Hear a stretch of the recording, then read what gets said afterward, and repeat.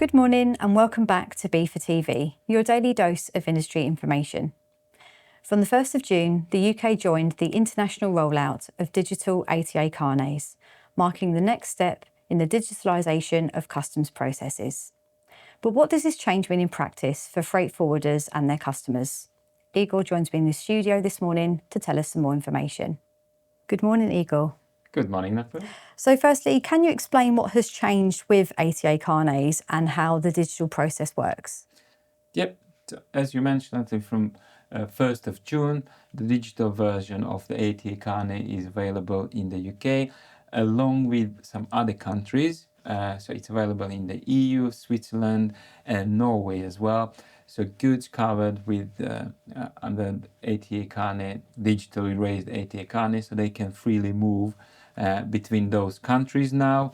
And the aim is to introduce the digital version of the Carnet in all Carnet membership countries by Q1 2028.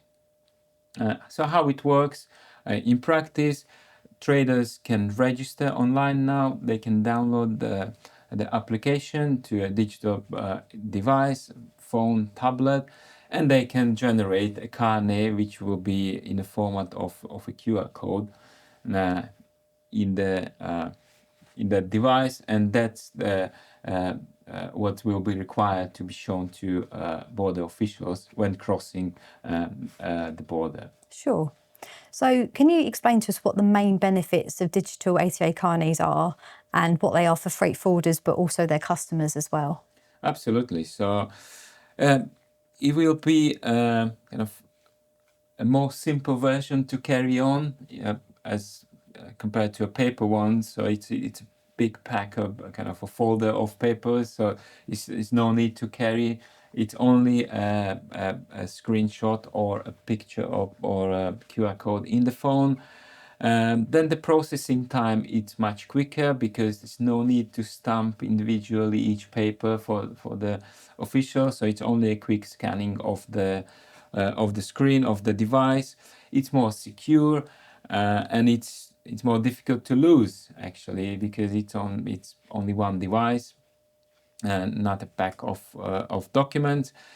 And another benefit finally is the greater visibility of the movement covered by the ATA Carnet. So the Carnet holder, they can log into the device, to the account, and they see where the barcode's been scanned, so where are the goods currently, physically, in which country. So what practical advice would you give to our members who are making movements as part of the new digital Carnet system? Yep, in terms of processing at the border, the digital Carnets, there's no change for our members to be aware of, because the barcode or QR code still has to be presented to the border officials when the goods are crossing the border. However, members should notify their customers that this simplified version of the Carnets, the digital Carnet is available, and they can register and download the app to benefit from it. And as well, it's worth noting that not all of the countries are processing the digital Carnet. So for customers, it's something to double check if the goods or the destination they're moving their goods are enrolled for digital Carnets. If not, then the customer should apply for a paper version of the Carnets. And finally, for those members watching who would like some further training and knowledge around the topic of Carnets, BIFA has a bite-sized module especially for that, don't we? Yes, we do, and I strongly recommend going through that module because it explains in details the whole process of Carnets, from raising a Carnet through moving the goods across the borders and what steps are required to be done in order to smoothly move the goods across the border between the countries. Yeah, great.